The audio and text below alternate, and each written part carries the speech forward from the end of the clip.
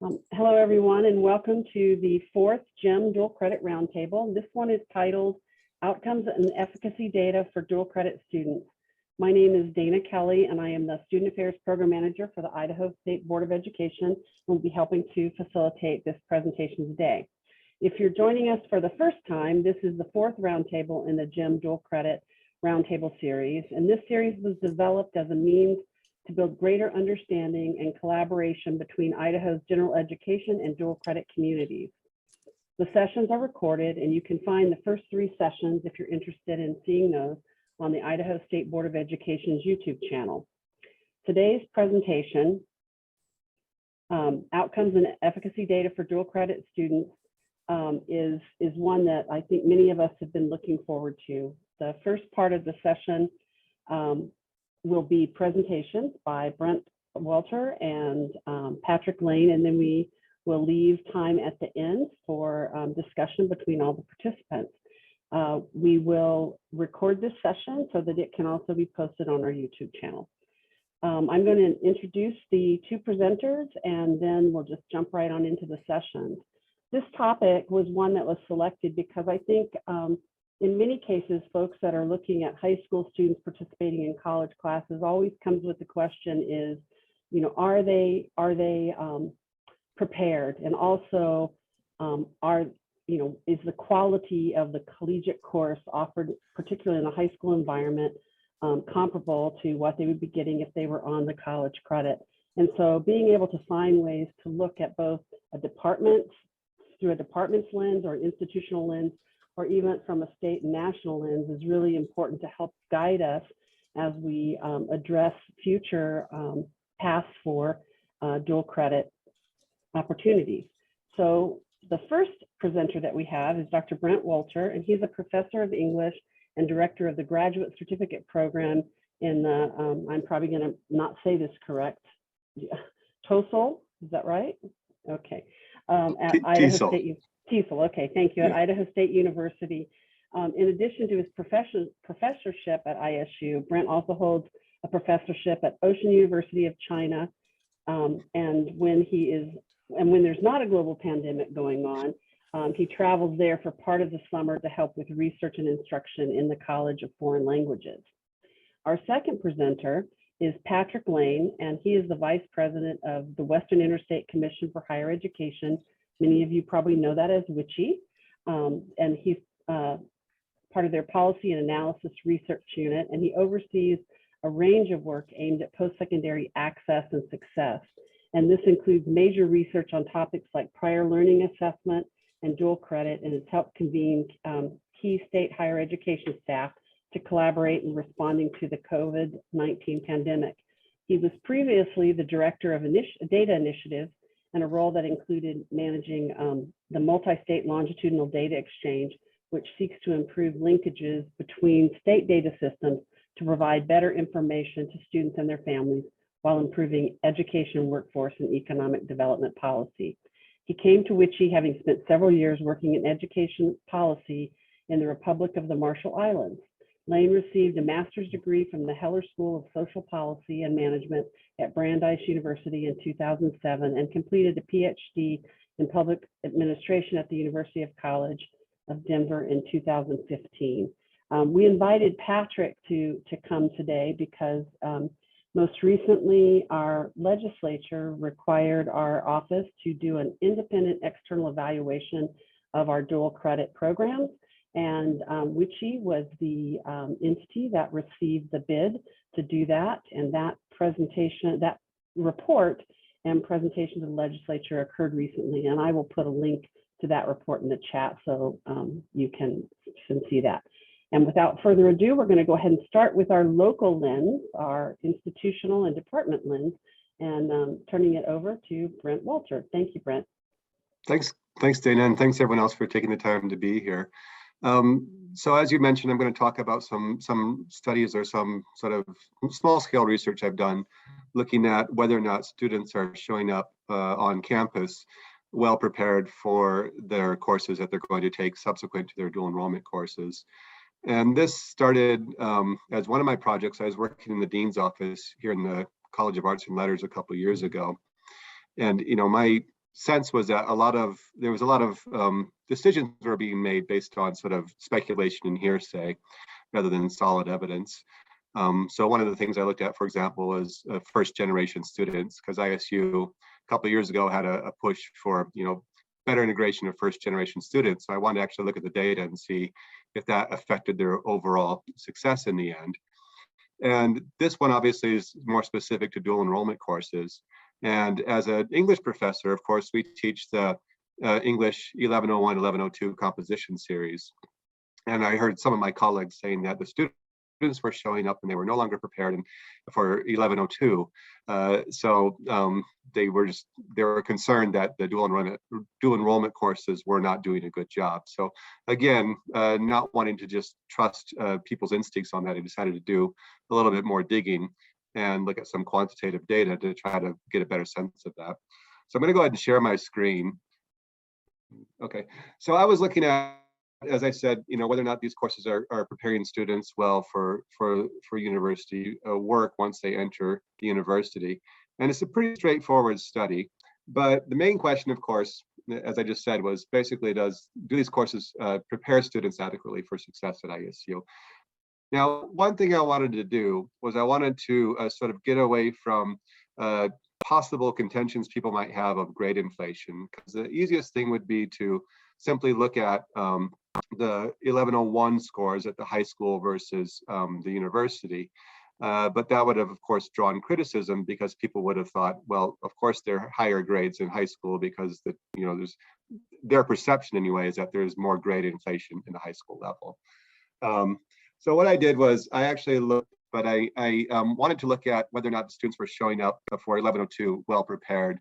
And one concern I had was just looking at 1101 data from the high schools versus the students who had taken it at the university, is a lot of my colleagues would say there's a lot of grade inflation in the high schools.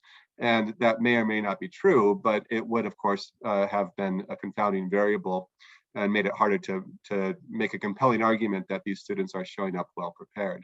So what I actually did was I looked at their success in 1102 for ISU students over a number of years.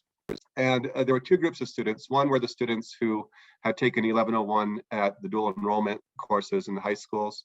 And the other I call traditional students, because I can't think of a better name for them, but traditional students who had taken 1101 here at ISU. I also did a similar but smaller scale study for math. And I compared the students who had taken 1170 Calculus 1 at ISU, for comparing the students who had, all the students that take 1170 at ISU, half of them had taken the prerequisite Math 1143 in high school, and the other group had taken the course here on campus at ISU. So again, sort of similar design, and the 1143, 1170 sequence was recommended to me by the associate dean in the math department. The data I got was from ISU's institutional research from 2011 to 2020, so quite a lot of data. And I'll just go ahead and get right into the results. So when we look at the 1101, 1102 sequence, what you can see here is we have the first group. Let me get a laser pointer. So this is, of course, the students who are taking 1101 at high school. As you can see, it's quite a number of students, 1285 over those years. And then, of course, both groups channeled into 1102 here at ISU on campus. When we look at their performance in 1102, we can see that the students who did 1101 in high school, their average GPA in 1102 was 3.2. Their pass rate was 96%. So seems to be fairly successful once they got to 1102. The students who took 1101 at ISU, their grade point average was quite a bit lower, and their pass rate was a little bit lower.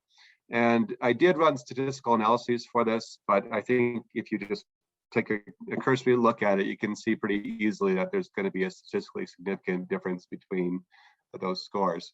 So the bottom line is the students who had taken 1101 in high school were being successful in 1102 here at the university once they arrived. I just for fun kind of looked at the average GPA per year, partly because I know the the extra money or the funds available for the students came around in, Dana, was that 2014? Is that about right? 2014, so we see a big increase in numbers.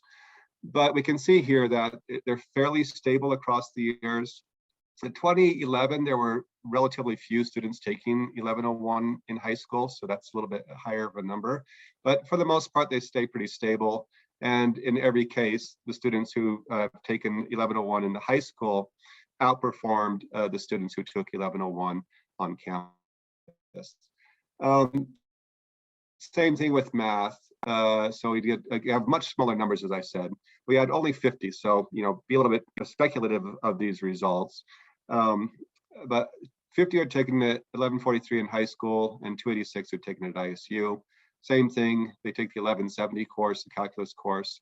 And the ones who took it at high school, again, higher GPA, 3.6 as opposed to 2.7, and a much higher pass rate at 98% versus 78%. So you can see here, one of the 50 students didn't pass, but the other 49 did. So just to sort of consider some other aspects of this, some limitations. I mean, the overall conclusion is that dual enrollment students or dual enrollment courses are adequately preparing students for success at ISU. And I think the data is pretty compelling in supporting that argument. Now, the findings also did hold in more than one academic area, but of course, these are very limited. We're only looking at English and math. So I don't know how well it would translate to other fields, but it would be useful to maybe do some similar analyses in other fields as well. One problem, of course, is you don't always have the very natural sequence from, course 1 to course 2, like we have with 1101 and 1102. So it's harder to set up an experiment like this, but I would like to see how the students do other courses as well. Some limitations. Obviously, there's a self-selection component to this. So you would sort of assume the students who are more motivated, more ready to go to college are going to take the dual enrollment courses. And I'm sure that had effect on the overall results. But for me, that doesn't negate the fact that these students are showing up prepared because they are succeeding once they get to the university. So there's that thing which wasn't really accounted for. And it might be amplified for math, since math has several ways you can fulfill that objective. But of course, most or all students have to go through 1101 and 1102 sequence or get those credits somehow. So I think with math, we see probably an amplification of this. But nonetheless, I think it's pretty compelling evidence. And then finally, of course, I've only looked at these two areas, so we need to find research from other areas as well. So that's it. That's all I have to say about that study. So Brent, normally we go directly on to the next presenter, but there was one question on yours that I think I wanted to go ahead and throw that in now. And that was the GPA that you had reported on your the two slides that had that. Was that based upon all of their courses or just in those no, particular areas? That was just in the second course. Okay. So for the English, that was their GPA only in 1102, not their overall GPA. Thank you. Sure. And now I'd like to turn the time over to Patrick Lane. And again, Patrick and his colleagues were instrumental in helping us to get an overall analysis ready for this year's legislature. Patrick, thank you for being with us today. And your slides are showing up, but your mic is muted. Thanks. Sorry. After 2 years of Zoom, you'd think I'd figure out where everything was, but once you start moving things around on the screen, boxes disappear and panic sets in. Hope everyone's doing well, and thank you for the invitation today, and thank you for that study. I thought that was really interesting and compelling and really needed, because that's sort of a big question that's always out there. So today, as Dana said, I'm here to discuss our evaluation of Idaho's dual credit funding model. It wasn't as explicitly focused on student outcomes, but there are some parts of that, and that's what I'll emphasize. And really, in the time today, I've just got time to sort of skim over the findings. So there's much more here. I'm also happy to share these slides. Dana put a link to the report in. if you, a week from now get into the report and have questions or want to talk more, we're always here, and Dana knows how to get hold of me. So I would also give all the credit for this work to 3 other people. I'm just sort of here to talk about their great work, but that's Peace Brandsberger and Colleen Falkenstern from our team, who are the senior research analysts, and Dr. Jason Taylor from the University of Utah, who those of you who are deep in the dual credit weeds may recognize his name, as he is regularly involved in a lot of the research around this. So just as to get my contractual WICHE obligations out of the way, I'm required by our bosses to always talk about what is WICHE, for those that don't know.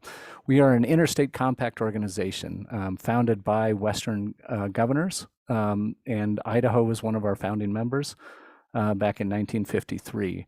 At this point, we have 15 states, 2 territories, and 2 freely associated states. The territories and the freely associated states are all the way out in the Pacific, and that adds to our geographic reach, but certainly adds some different complexities to the policy issues that we tackle.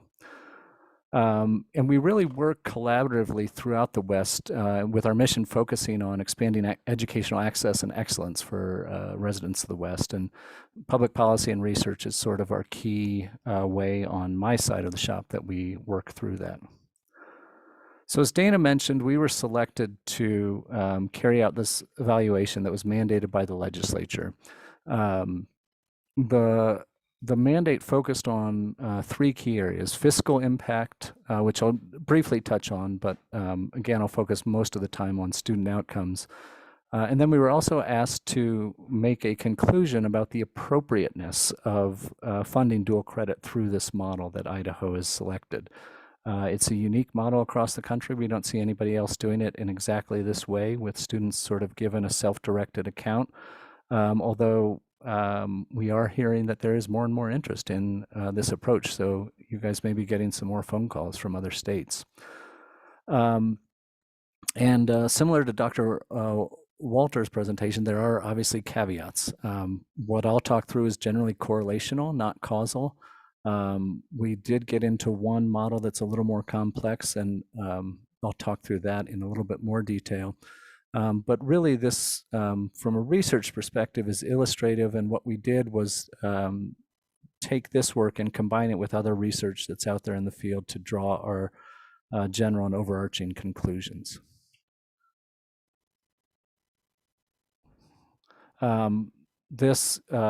I can go right past that slide, but definitionally we used Idaho's own definition for dual credit, which seemed to make sense since we were working in Idaho. But now we're into the main part of the discussion, and the presentation is organized around our 4 key findings, and then talking about how those contribute to our broader conclusions. So these are fairly basic findings. These won't be earth-shaking, but this was sort of how we built up the different pieces of evidence into making our conclusions. And our first finding is pretty straightforward. We found that the number of post-secondary credits earned by graduating public high school students in Idaho continues to increase. So that, I think, would not be news to any of you. And here's what it looks like when you look at it numbers-wise. And you see the numbers going from about 130,000 in 2016-17 to over 200,000 in 2019-20. This is not actually the total number. There are some that are not reported in this data that were provided by out-of-state institutions and non-public institutions. So that number, based on our analysis of 2019-20, where we had overlapping data, it was about between 10 and 15% more credits. So that just gives you a sense of the scope of the growth. And I think this is another important thing to consider in thinking about the breadth of participation across student bodies in again, high school. So the blue bars show the total number of students in each graduating high school cohort who earned dual credit. And the yellow line shows the percentage of each graduating cohort that earned any dual credits. So for the class of 2017, about 7,000, or around 40% of the graduating seniors, had earned dual credit. But by 2020, that grows to 12,400 graduating seniors, representing 62% of the class. So one thing, and I won't go into the disaggregations in a lot of detail on this call, but they are plentiful and in the report. But as I show data on student outcomes, it's really important, and I think Dr. Walter was acknowledging this as well, that the populations we're talking about over different years have changed. So, if you want to be completely crude and sort of make gross generalizations about it, in that 2016-17 cohort, you have a very highly motivated, college-focused population that you're studying. As you get out to 2019-20, that population is broadened and likely includes some students who are not as college motivated. So keeping that frame of reference in mind as you look at the student outcomes is really important. So from here, I'll go quickly through the fiscal impact. What we found was obviously Idaho continues to spend more money on dual credit. We did see signs that it is leveling off at the state level. But we also, and I'll talk more about this, we did see, based on our estimates, some pretty substantial overall student savings.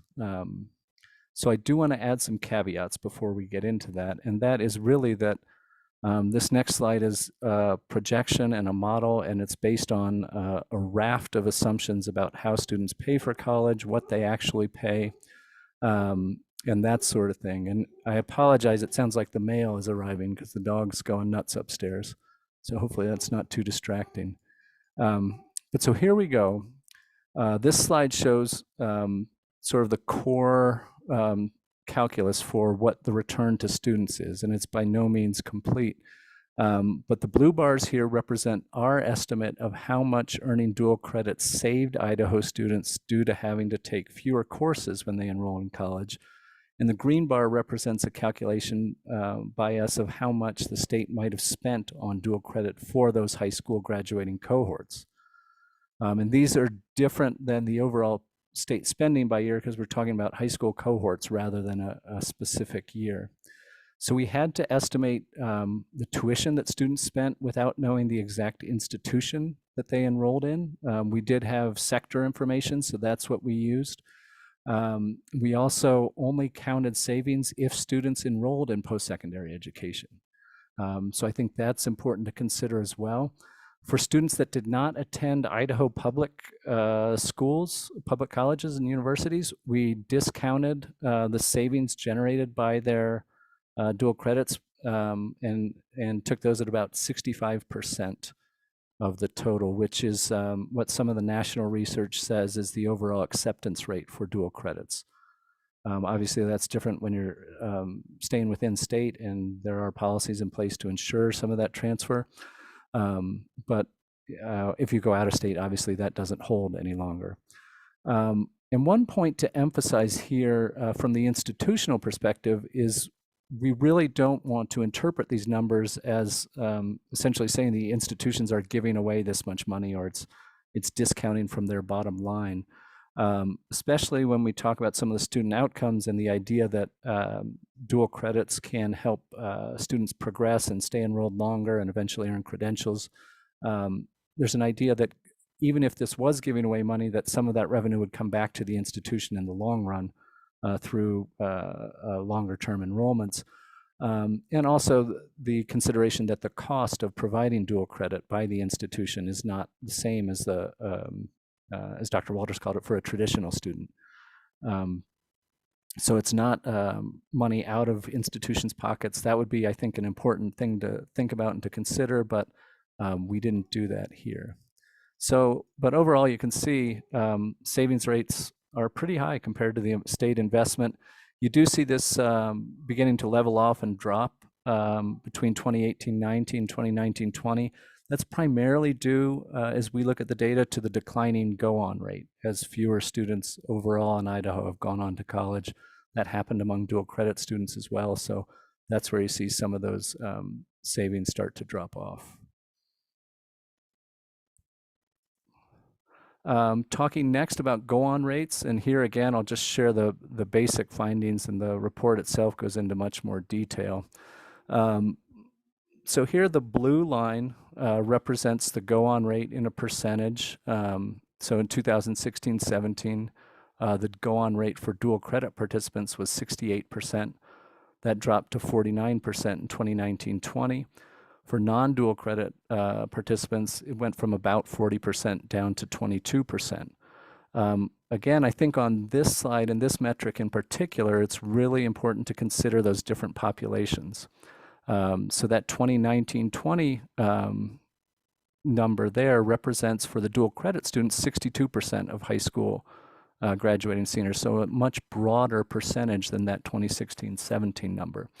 So that accounts for some of the change, definitely not all the change, and we've seen in other data from Idaho overall the go-on rate has trended downwards.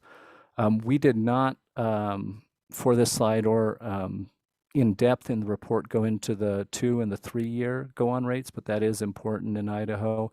And you do see that number increase by the 3 year rates from around between 10 and 15%. We did not see big differences in that increase in those later go-on rates between the dual credit and the non-dual credit students. So the proportion in that gap is staying about the same across the different populations here. So turning now to the last sort of factual findings about post-secondary GPAs and retention rates. Here you see 3 bars for each year, with the blue bar representing dual credit earners, the grayish one being non-dual credit students, and yellow representing the overall average. What you can see, generally speaking, is that more students who earned dual credit in high school returned for their spring semester after they enrolled in college. So this is fall to spring retention for students who enrolled immediately after high school. So 2019-20, you do see a steep drop-off between the blue and the gray bars. We think that's more of a data issue than necessarily a substantive finding. Among the non-public institutions, so either private Idaho schools or out-of-state schools, for non-dual credit participants, I think only like 50 out of 600 were reported as going on from their fall to their spring semester, which seemed suspicious to us. So we think there's some reporting or some issue with clearinghouse data or something else, but that would be something worth monitoring for the future. So looking here at the academic performance of dual credit earners compared to those who didn't, dual credit earners are on the left here, non-dual credit earners on the right. The easiest way to look at the data are to look at the green and dark blue bars, and those represent 3.0 and above, which is a reasonable approximation of sort of high academic performance. And you can see that chunk is pretty consistent across all years, and the difference between the dual credit participants and non-dual credit participants is about the same across all 4 years studied.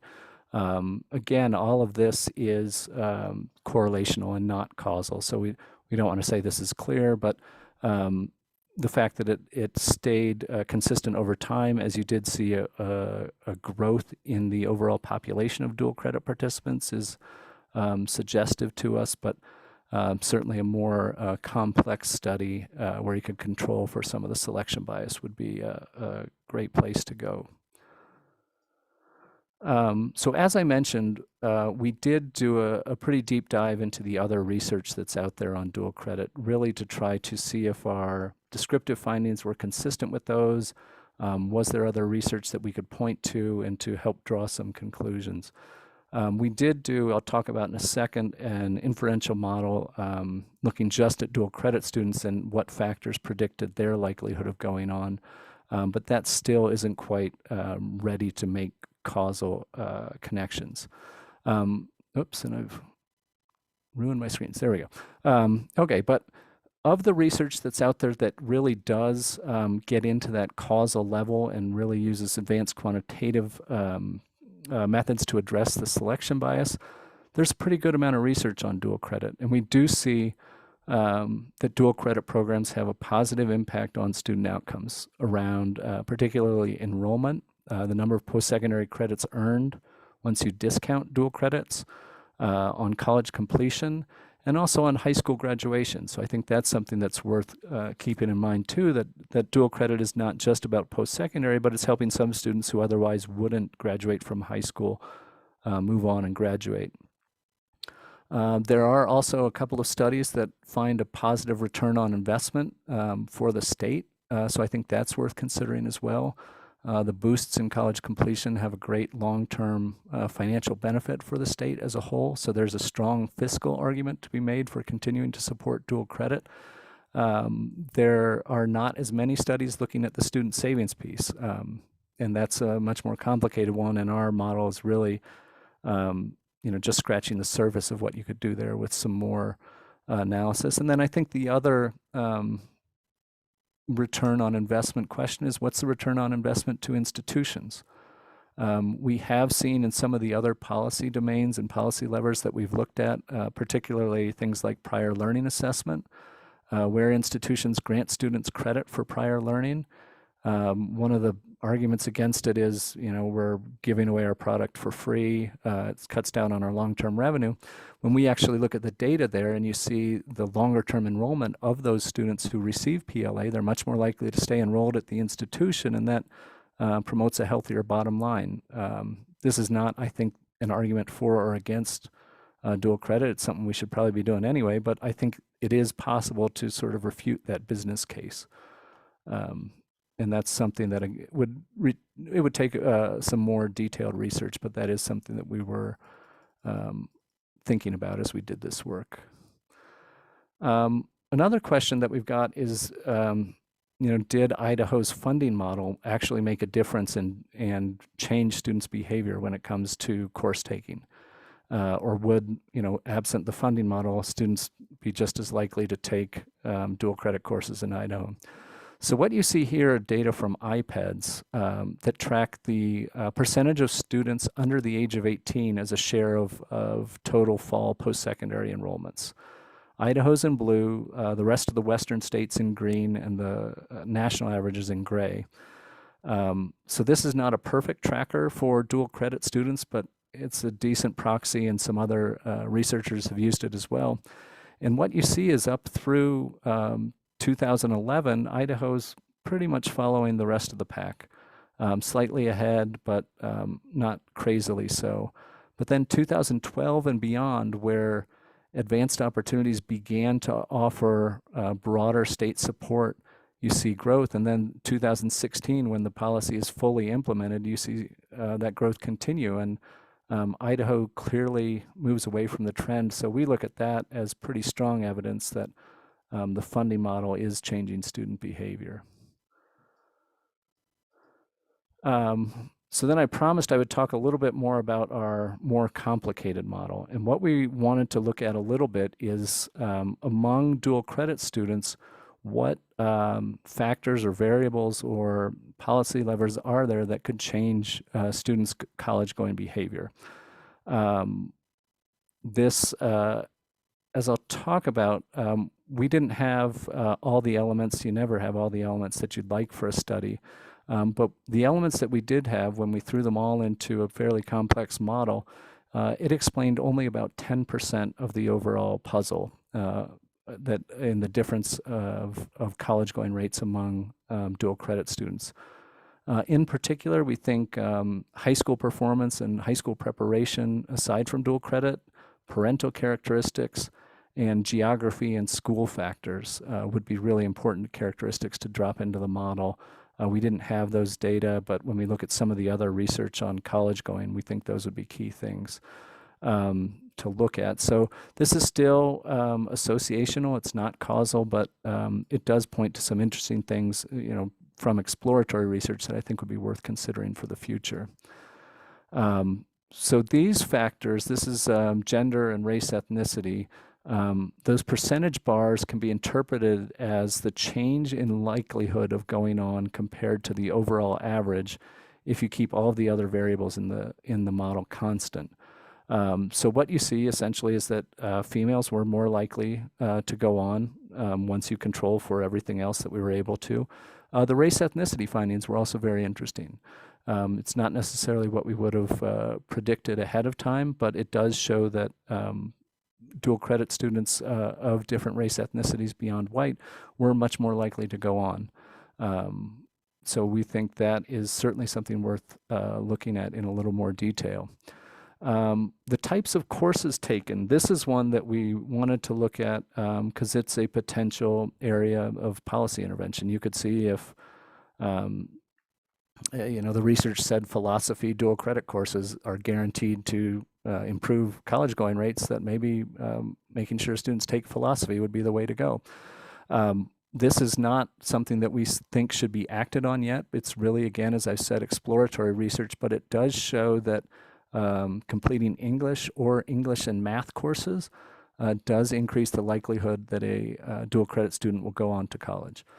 So that could be something, if you had a more robust model and it was consistent with this, that could be a consideration for the future.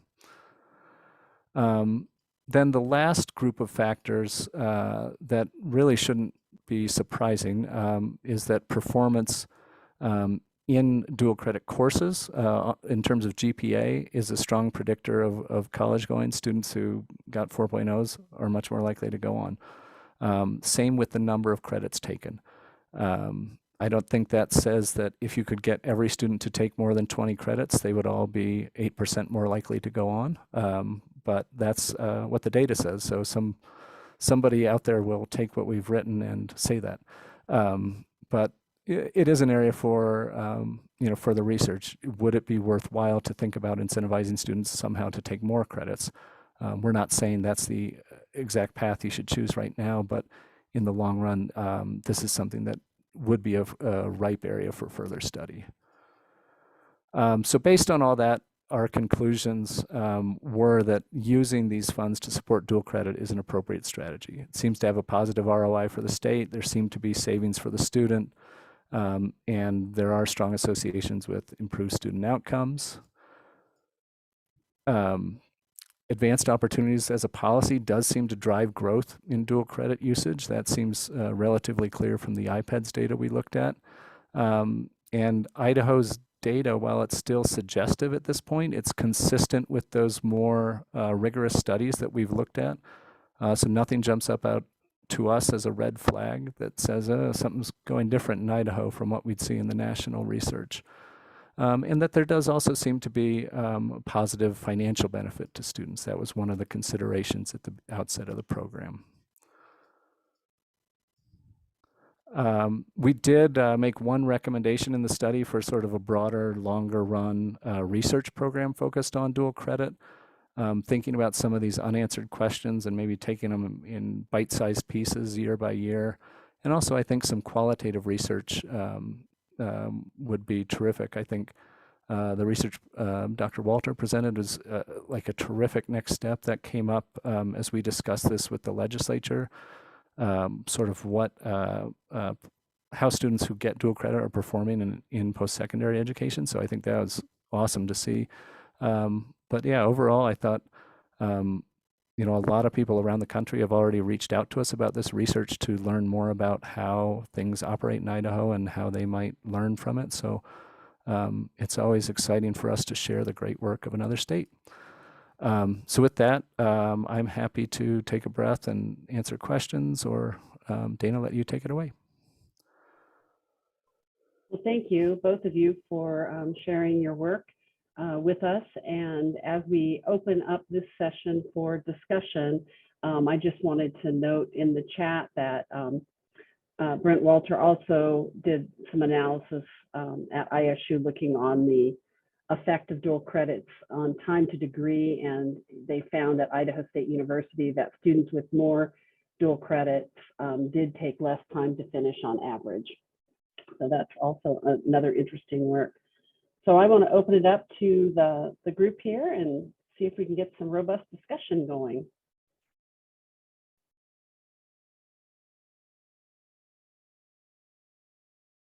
Go ahead, Brent. So, Patrick, your data, thanks for the presentation. It's very interesting, and you've obviously gone into a lot of depth with this. But one thing I discovered that just might be useful for you is I looked at a report that was generated maybe 4 or 5 years ago before I started any of this analysis. And based on that report, we're looking at the percentage of students who took dual enrollment courses in high school who actually went on to take courses at ISU. And in the last year, the number just drops precipitously. It's like goes down to like an astonishing and alarming percentage rate. But when you dig into that a little bit more, I think particularly on this side of the state where a lot of students will do a mission before they enroll in college, you really have to look at data, 3 or maybe even 4 years after their graduation to get a full understanding of how many of those students actually go on. And I think we saw that in some of your data as well, where it looks like there's this real drop, but some of those students might eventually matriculate, just maybe not immediately after high school. Yeah, I think that's something that came up clearly, and we saw that gap when we looked at the 3-year go-on rate, which was the farthest out information we had. It stayed consistent, and I also understand there may have been a policy change that allowed some students to go on missions at an earlier age, which could be driving some of it. Because I think, yeah, the go-on rates, you guys obviously know this better than I do, but it's a big deal in Idaho, and does seem to be changing. So I think that's definitely something. I think, the longer run lens would be terrific here. It might also provide a partial explanation for the discrepancies between males and females in going rates, because my understanding is most of the students who go on mission tend to be males rather than females. I was just looking at our dual credit report where we do our own matriculation calculations. This is Lewis Clark State College. I'm Grace Anderson. I'm the institutional researcher. And we did see the decline from the graduating classes always in arrears. So this was the 2020 graduating high school class returning for immediate fall college enrollment. That did experience decline, but we were glad to see it rebound recently with the 1-year gap, meaning that we observed what we would have historically around 20% coming back to us, I think.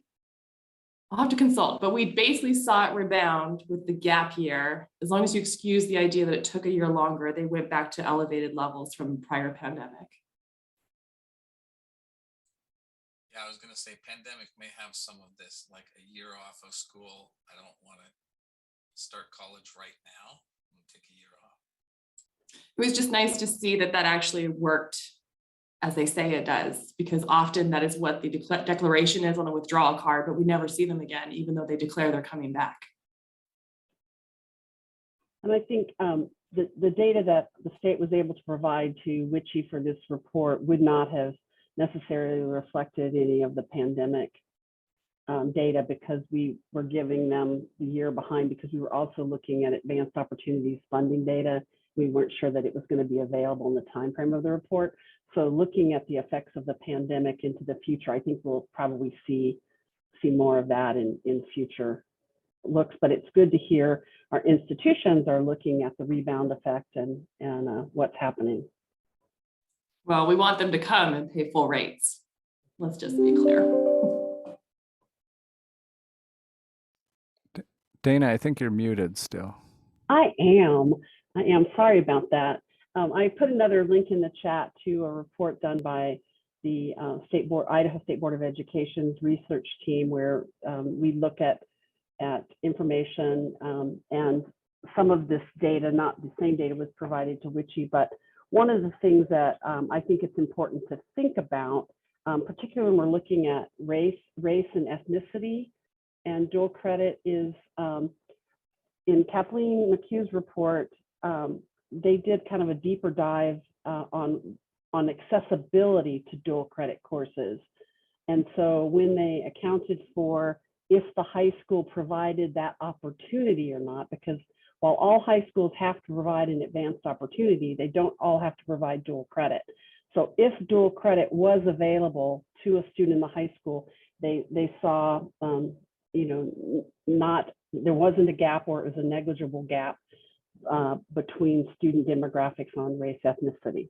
So I think as if you're working with your local high schools, you might want to take that to account, that the students, in order to benefit from this, have to have that opportunity in some form, shape, or fashion. And this report also did not look at all into the other advanced opportunities such as IB or AP, but it would have included students that took technical dual credit. So academic or technical dual credit were included, but not technical competency credit. Well, if there are not further questions, I want to thank everyone for participating in today's session. And again, hope that you'll share this recording with others on your campuses or your influence group. The recordings usually take about a week to 2 weeks to edit, but they will go up on our YouTube, the State Board of Education's YouTube channel. And if you haven't had a chance to look at the others, please do so. And Brent and Patrick, it's been wonderful working with both of you over the years on several different projects. And I really appreciate you sharing your research. And I want to volunteer Brent. Now he's got that smile on his face where he's going, what's he going to say now? But if you have departments or campuses that want to take a look at this and kind of look at how he addressed those, he has extended that offer in the past to kind of share their thinking and their structure of that research. So thank you again for everyone being on here, and we appreciate your time. And again, I hope you have a great long weekend.